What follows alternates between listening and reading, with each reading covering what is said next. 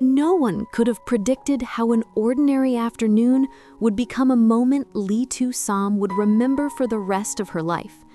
The sun was slipping behind the rooftops, painting the sky in warm shades of gold, while the quiet hum of daily life drifted through the little street outside their home. Lytudiep had just returned from work, tired, slightly overwhelmed, yet strangely peaceful. She didn't know why her heart felt lighter than usual, as if something beautiful was waiting just around the corner. Lee had been acting different, softer, more thoughtful, as if he was carrying a secret he didn't dare reveal too soon. All day he had sent her short messages, simple ones, like, "Don't rush home. Be safe. I'm preparing something." Nothing dramatic, yet each word stayed with her like a warm pocket of sunlight in her chest. When she stepped through the front door, the first thing she noticed was the faint scent of jasmine, her favorite. It wasn't strong, just enough to make her pause. The second thing was the soft glow of candles leading from the hallway to the small living room. And there, standing awkwardly, yet proudly, was Lee. He wasn't dressed up. He didn't try to look impressive. He stood in his usual shirt, sleeves slightly rolled, hair a little messy, but his eyes, those held something new, something deep, something that startled her heart into an unsteady rhythm. "Sam," he said, voice warm yet trembling at the edges. "Come here. I have something for you." She stepped closer, confused, curious, and suddenly shy. That was the strange thing about Lee. Even after everything they had been through, the arguments, the quiet nights, the small reconciliations, he still had the power to make her feel like the girl who first fell for him, timid yet wildly alive. From behind his back, he pulled out a small wooden box, handcrafted. She could see that instantly. The edges were smooth, the details carved with care, and her name, Lytudiep, etched beautifully across the lid. It wasn't perfect, but that made it even more precious. "I made it," Lee said softly. "Every night, a little bit at a time. I wanted you to have something from my hands, something that stays." Her breath caught. Inside the box was a simple silver necklace with a tiny pendant in the shape of a heart. Not the typical symbol, but one slightly uneven, as if shaped gently by hand. "Because you fixed mine," he whispered. And in that moment, standing in the faint glow of candlelight, holding the imperfect heart, Lytudiep realized something undeniable. She had given her own heart to the right person. The next morning arrived quietly, as if the world itself didn't want to disturb the new warmth blooming inside Lytudiep's heart. She woke earlier than usual, the soft light slipping through the curtains and brushing against her cheeks. For a moment, she forgot the weight of life, the worries, the old fears that once chained her heart. Instead, she felt something else, an unfamiliar fluttering, gentle yet persistent, like a small knock on the door of her soul. Lee was already awake. She could hear him in the kitchen, humming softly to a tune only he seemed to know. It wasn't perfect humming. Honestly, it sounded a little off-key, but that only made it sweeter. Lee never hummed. He barely even spoke in the mornings unless necessary. Yet today, he moved differently, as if carrying a secret he couldn't wait to reveal. Curiosity tugged at her. Fear tugged too, because happiness was still something she didn't know how to hold without trembling. When she stepped out, Lee turned to her with a smile she rarely saw from him, soft, unguarded, almost nervous. In his hands was a small wooden box, simple but beautifully carved. She recognized the pattern immediately, a swirl of delicate lines forming a lotus, her favorite flower, but something she had never told him directly. Only once, Long ago, he heard her whisper it while half asleep. She didn't think he remembered. But he did, and he carved it himself. "Good morning," he said, voice gentle in a way that made her chest tighten. "There's something I want you to have." Her breath caught. "Lee, what is it?" He didn't answer immediately.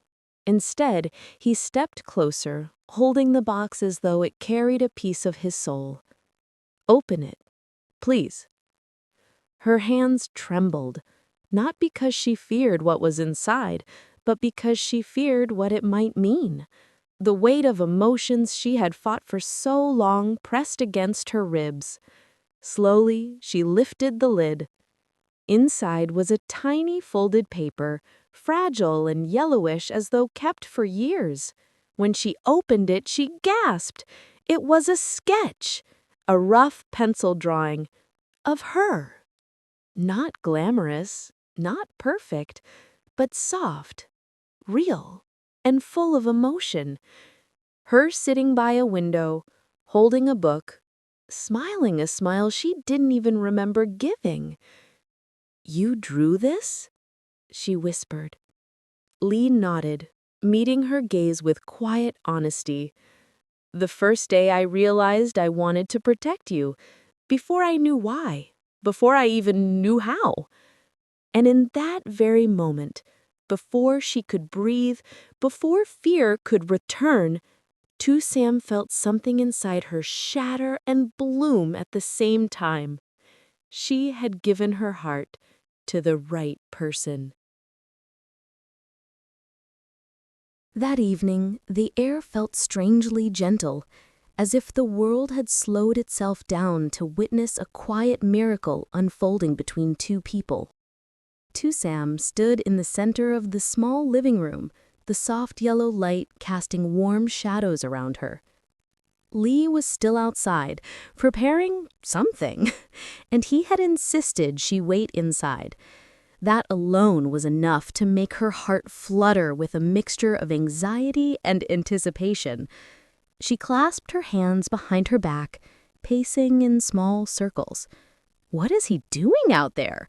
Why does he look so nervous today? The thought both amused and puzzled her. Lee was usually calm, steady, unshakably grounded. But today, he had the same energy as a young man preparing to confess his first love. Then the door slid open. Lee stepped inside, carrying a small wooden box, beautifully carved, smooth at the edges, glowing faintly like it had captured the sunset outside. Sam blinked. She had never seen something so simple, yet so meaningful at first sight. "Come here," he said softly. His voice carried a weight, a trembling tenderness he rarely let slip. She approached him slowly, every step accompanied by the sound of her heartbeat echoing in her ears.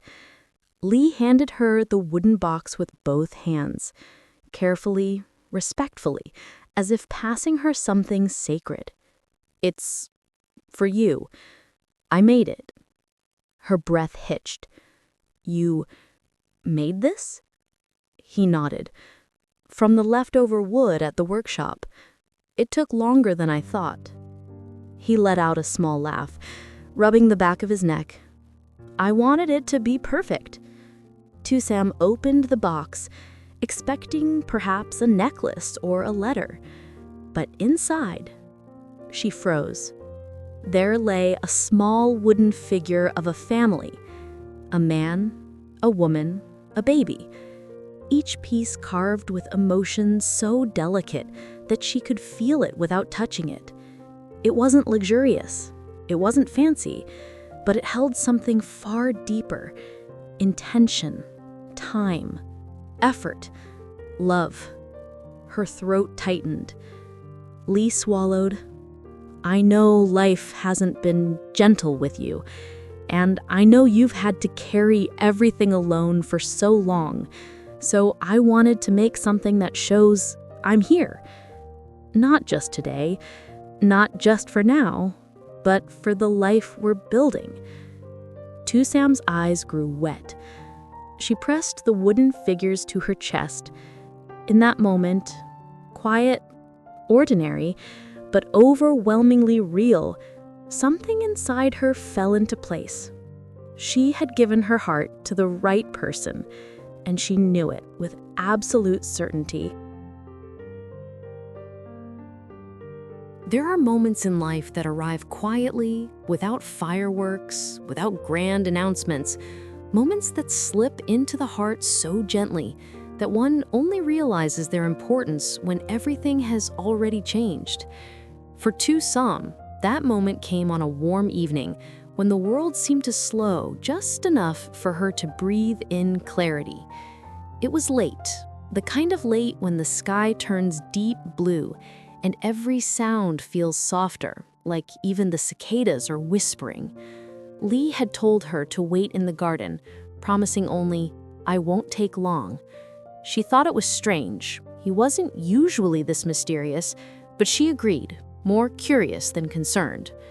Moonlight rested on the flowers around her, and the air smelled faintly of jasmine. She hugged her arms, not from the cold, but from the quiet anticipation building in her chest. Where had Lee gone? What was he doing? Why did her heart beat faster with every passing minute? Then she heard footsteps. Lee appeared from behind the small gate, slightly breathless, carrying something wrapped in soft cloth. His hair was messy, his shirt had streaks of dust on it. It was obvious he had rushed, but from where? Before she could ask, he placed the wrapped bundle in her hands. "Open it," he said gently. Her fingers trembled as she unfolded the cloth. Inside was a wooden music box, small, imperfect, and carved by hand. She noticed the tiny marks where he had pressed too hard, the uneven lines, the faint smell of fresh wood. On top, carved in simple letters, were their names, Lee and Sam. Her breath caught. "You made this?" she whispered, though the answer was clear.